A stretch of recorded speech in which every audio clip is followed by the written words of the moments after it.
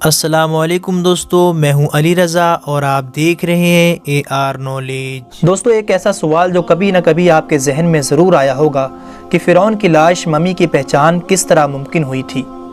1891 عیسوی سے پہلے اس دنیا کا کوئی انسان نہیں جانتا تھا کہ خدائی کا دعویٰ کرنے والے فرعونوں کی لاشوں کا کیا ہوا تھا، یا ان کے واقعات کہاں ہیں، یا کہیں ہیں بھی یا نہیں۔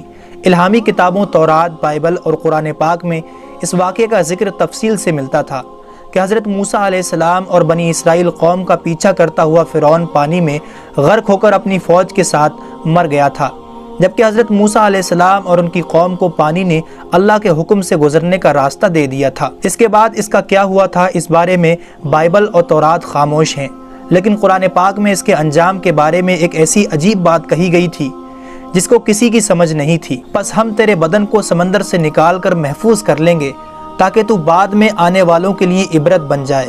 سورہ یونس آیت نمبر 92۔ یہ واقعہ دوستو آج سے 3500 سال قبل پیش آیا تھا۔ فرعون کے ڈوب کے مرنے کے بعد سمندر نے اس کی لاش کو اللہ کے حکم سے باہر پھینک دیا، جبکہ باقی لشکر کا کوئی نام و نشان نہ ملا۔ مصریوں میں سے کسی ایک شخص نے ساحل پر پڑی اس کی لاش کو پہچان کر اہل دربار کو بتایا۔ فرعون کی لاش کو محل پہنچا دیا گیا۔ درباریوں نے مسالہ لگا کر اسے پوری شان اور احترام سے تابوت میں رکھ کر محفوظ کر دیا۔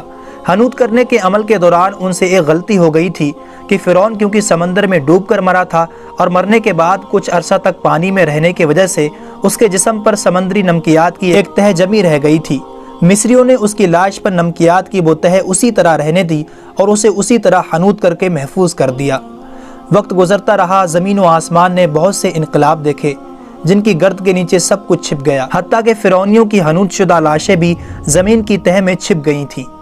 ان کے نام صرف کتابوں اور ان کی تعمیرات اور لوگوں کے ذہنوں میں رہ گئے تھے۔ اس واقعے کے 2000 سال بعد اس دنیا میں اللہ کے آخری پیغمبر حضرت محمد صلی اللہ علیہ وسلم تشریف لائے۔ ان پر نازل ہونے والی آخری کتاب میں فرعونیوں کے قصے بڑی تفصیل کے ساتھ بیان کیے گئے تھے، اور اسی سلسلے میں اسی فرعون کا جسم محفوظ کرنے کی بات بھی ایک آیت میں نازل ہوئی تھی، جس کی سچائی پر سب اہل ایمان کا پختہ یقین تو تھا، لیکن وہ سمجھنے سے قاصر تھے کہ اس خدائی کا دعویٰ کرنے والے کی لاش کہاں محفوظ کی گئی اور کیسے اسے عبرت کا نشان بنایا جائے گا۔ 1871 عیسوی میں مصر کے ایک شہر الغرنیہ سے تعلق رکھنے والے ایک غریب اور معمولی چور احمد عبد الرسول کو فرعونیوں کی حنوط شدہ لاشوں کی طرف جانے والے خفیہ راستے کی رسائی مل گئی۔ احمد عبد الرسول، جو کہ پرانی چیزوں کو چرا کر بیچا کرتا تھا، ایک دن وہ دریائے نیل کے کنارے سے تسبیحہ کے مقام پر اسی سلسلے میں پھر رہا تھا۔ جب اسے ایک خفیہ راستے کا پتہ چلا، وہاں پر وہ پرانی چیزوں کے لیے جگہ کھود رہا تھا، اسی دوران اسے کچھ لوگوں نے پکڑ لیا اور پولیس کے حوالے کر دیا۔ وہ جس جگہ کو کھود رہا تھا وہاں سے ملنے والے راستے کی جب مسلسل کھدائی کی گئی، 1891 عیسوی کو دوسری ممی کے ساتھ اسی غرق ہونے والے فرعون کی لاش بھی وہیں ملی۔ اس کے تابوت اور سینے کے مقام پر اس کا نام لکھا ہوا تھا۔ ان ممیوں کو ماہرین قاہرہ لے گئے۔ جب ان ممیوں کا تفصیل سے جائزہ لیا گیا تو فرعون والی ممی پر جمی ہوئی نمکیات کی تہ سے تصدیق ہو گئی کہ یہ وہی فرعون ہے جسے اللہ نے پانی میں غرق کر کے بدترین عذاب سے دوچار کیا تھا۔ یہ بہت بڑا واقعہ تھا۔ اس کی تصدیق کے لیے دنیا بھر سے ماہرین آثار قدیمہ اور سائنسدان مصر کی طرف چل پڑے۔ مختلف سائنسی ٹیسٹ کرنے کے بعد دنیا بھر کے سائنسدانوں نے تصدیق کر دی کہ دوسری لاشوں کی نسبت صرف فرعون کی لاش پر ہی سمندری نمکیات کی تہ جمی ہوئی تھی۔ اس تصدیق کے بعد اسے فرعون کی لاش قرار دے کر عجائب گھر میں محفوظ کر دیا گیا۔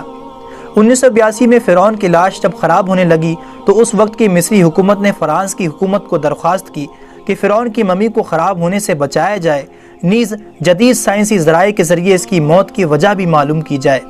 چنانچہ مصری اور فرانسیسی حکومت نے مل کر ممی کو فرانس لے جانے کا انتظام کیا۔ جب فرعون کی لاش کو فرانس پہنچایا گیا تو ایئرپورٹ پر اس دور کے فرانسیسی صدر بذات خود حکومت کے اعلیٰ عہدیداروں، تمام وزراء اور فوج کے افسران کے ساتھ استقبال کرنے کے لیے وہاں موجود تھے۔ فرعون کی لاش کا استقبال کسی عظیم زندہ بادشاہ کی طرح کیا گیا۔ فوجی دستوں نے سلامی دی۔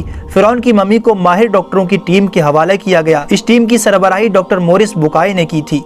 مائکرواسکوپ ٹیسٹوں کے ذریعے ممی کے تمام اجزاء کا باریکی سے جائزہ لیا گیا تو معلوم ہوا کہ اس کی لاش اور جسم میں سمندری ذرات ابھی تک موجود ہیں اور موت کی وجہ بھی پانی میں ڈوبنے کی وجہ سے ہوئی تھی۔ ایک بادشاہ کی موت پانی میں ڈوبنے کی وجہ سے ہو، یہ ڈاکٹر مورس کے لیے حیرت کی بات تھی۔ اس نے اس ممی کے بارے میں مزید جاننے کی کوشش کی تو اسے معلوم ہوا کہ اس بادشاہ کی موت کے حالات مسلمانوں کے نبی حضرت محمد صلی اللہ علیہ وسلم پر اتری کتاب قرآن پاک میں تفصیل سے درج ہیں۔ اسے علم تھا کہ جہاں یہ لاش ملی ہے وہ ایک اسلامی ملک ہے، چنانچہ وہ تجسس کے ہاتھوں مجبور ہو کر وہ مصر پہنچا۔ وہ ایک سائنسدان تھا، اس نے اس معاملے میں مصر کے ہی ایک سائنسدان سے ملاقات کی۔ اس سائنسدان نے قرآن پاک کھول کر اسے سورہ یونس کی آیت نمبر 90 اور 92 کا ترجمہ لفظ با لفظ سنا دیا۔ فرعون کا خدائی کا دعویٰ، اس کا پانی میں ڈوب کر مرنا اور پھر پانی سے نکال کر اس کی لاش کا حنوط ہو جانا اور پھر دوبارہ لاش کا ملنا اور پھر اس کی لاش کو جدید سائنسی دور میں دوبارہ محفوظ کیا جانا،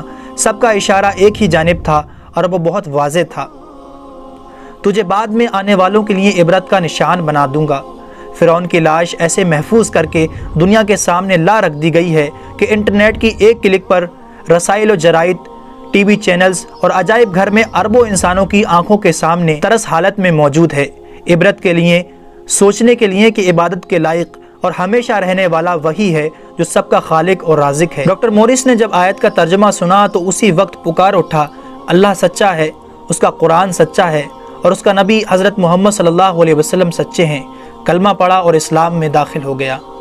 اگر آپ کو یہ ویڈیو پسند آیا ہو تو اسے لائک اور زیادہ سے زیادہ اپنے تمام دوستوں کو شیئر ضرور کیجیے گا، اور اچھی ویڈیوز کے لیے ہمارے چینل کو بھی سبسکرائب ضرور کیجیے گا۔ ہماری اگلی ویڈیوز آنے تک اپنا اور اپنوں کا بہت خیال رکھیے گا۔ جب تک کے لیے اللہ حافظ۔